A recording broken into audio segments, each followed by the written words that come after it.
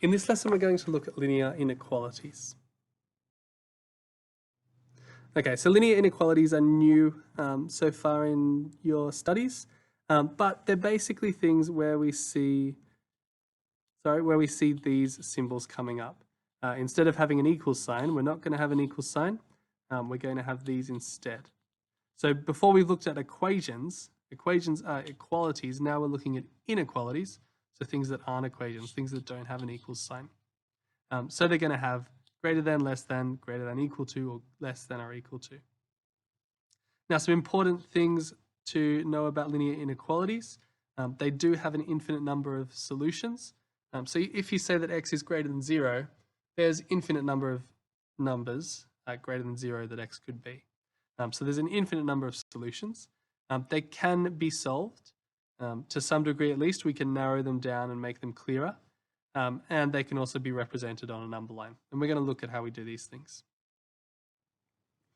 So first we're going to just look at what the different terms mean. So here, the first one is greater than. Now, the way that I like to remember this is if we think of it like an alligator,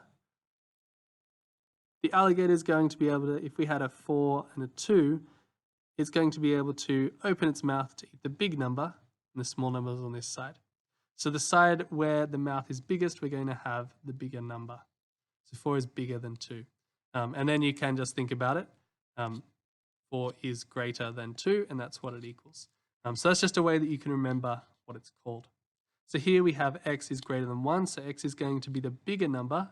So anything bigger than 1 is going to be x. So we're going to go to 1, and we're going to put a little circle there.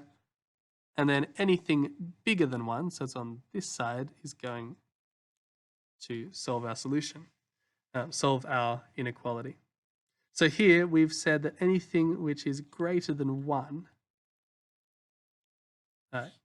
that's what we've drawn. The next one, we've got pretty similar, except we now have this little extra line underneath. And this changes our meaning to be or equal to. So it's greater than or equal to. So now x is greater than or equal to 1. So we have the same thing. We have a line like this, any value greater than 1, but we can also have 1. So this time we color the dot in. So the important thing to realize here is if it's greater than, it's going to be on this side of the dot, but also if we're looking at the difference between these two, in the one case it doesn't include the 1, so it's an open circle because it's not included. In the other case it does, so we color the circle in. Now we have a similar one. This time it's less than. You can see the alligator is going to have the bigger number here and the smaller number here. So 2 is less than 3 is how you would read that one. And that can help you remember it as with the greater than. So here we have x is less than 1. So again, we go in, we put our circle. This time it's anything less than 1, so it's going to be anything on this side. The next one is the same, except it's less than or equal to because it has this line underneath. So it's like it's adding the part of the equal sign there. So this is x is less than or equal to 1. So we have the same thing, but this time our circle is colored in. Now we can make it a bit more complicated. We can have x in between two values. So what we're going to do is we have our minus 2. Note this is a less than. So minus 2 is less than x, and it doesn't include it. So we're going to have an open circle there. We then look at our next value, which is 3. So we're going to put a dot at 3. And because there's an equal sign here, we're going to color it in. And now x is going to be greater than 2 and less than 3. So we're going to fill it in like this. If it isn't bound, so what we'd have here is a little dot there and it would be an arrow off. So you can see the difference between these two is that we've enclosed it between two circles in the top one because it's got these two parts here. And the bottom one, it doesn't have this part, so it's going to go on forever. Okay. So when we're solving inequalities, we're using the exact same process as we would when we're solving equations. In other words, we're going to be using opposite operations to remove parts. So eventually we just have the x on one side and the values on the other.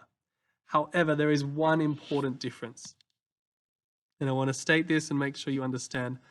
The one important thing is that if we ever multiply or divide by negative, so we multiply by -1, for example, or divide by minus 1, our sign is going to flip. And what I mean by that is if we have greater than and we divide by or multiply by minus 1, it's going to become a less than. And the same thing, greater than equal to, will flip, become less than equal to, and these also flip the other way. So it's important that you realize that when we divide or multiply by a negative number, the sign is going to flip. Make sure you remember that. That can be a place to make lots of mistakes if you don't remember it.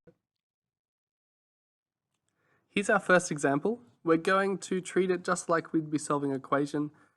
Like this was an equal sign. Remember, if we multiply or divide by a negative, we just need to flip it. So we're going to start with the thing furthest from the x. So we're going to subtract 2 from both sides. So you're going to get 3x over 2 is greater than 1 minus 2 is going to be minus 3.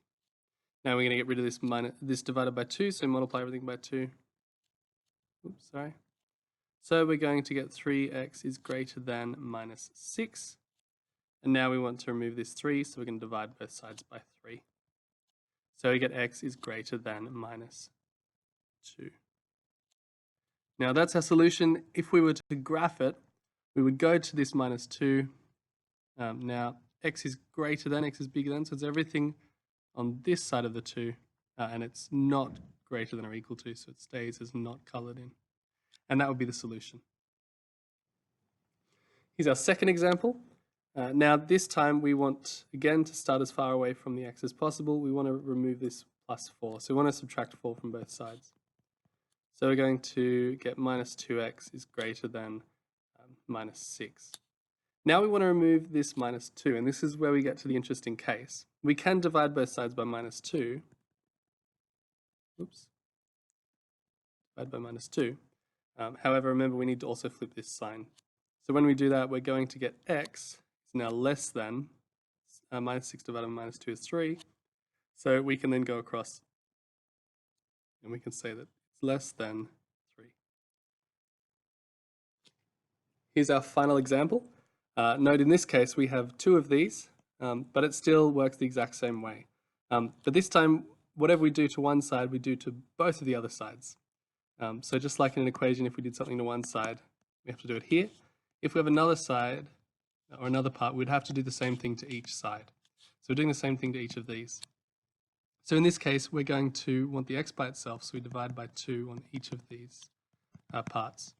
So minus 6 divided by 2 is minus 3, which is less than x, which is less than 2 divided by 2 is 1. So we've got our points, minus 3 and 1. And it's not less than or equal to, it's just less than. And now we can put in a line like that. Oops. So it would look something like that. And that would be our solution. Now it's your turn. Have a go solving this one. So what we're going to do is we start by removing this plus 2. We subtract 2 from both sides. We get 5x is greater than minus 4. We want the x by itself, so we divide both sides by 5. We get x, is greater than minus 4 on 5. And that would be our solution. If you were to graph it, we're going to get a minus 4 over 5, which is just about here.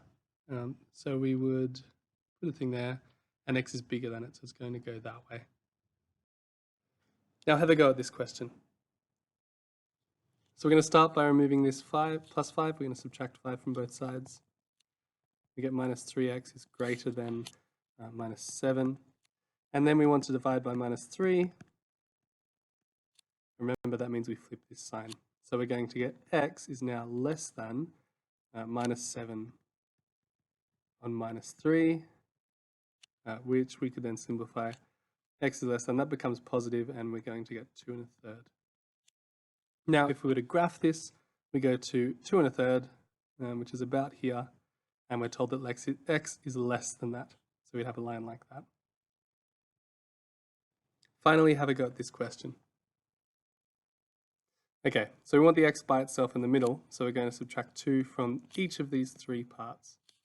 So we're going to end up with 1 minus 2 is minus 1, is less than, the middle becomes x, which is less than 3 minus 2 is 1. So then we go on, that would be our answer. We go on, we can put the 2 dots there, and we can put a line between them. And that would be the final That would be how it's drawn, and that would be the answer. So if you have any questions, please bring them to me. Otherwise, continue with the coursework.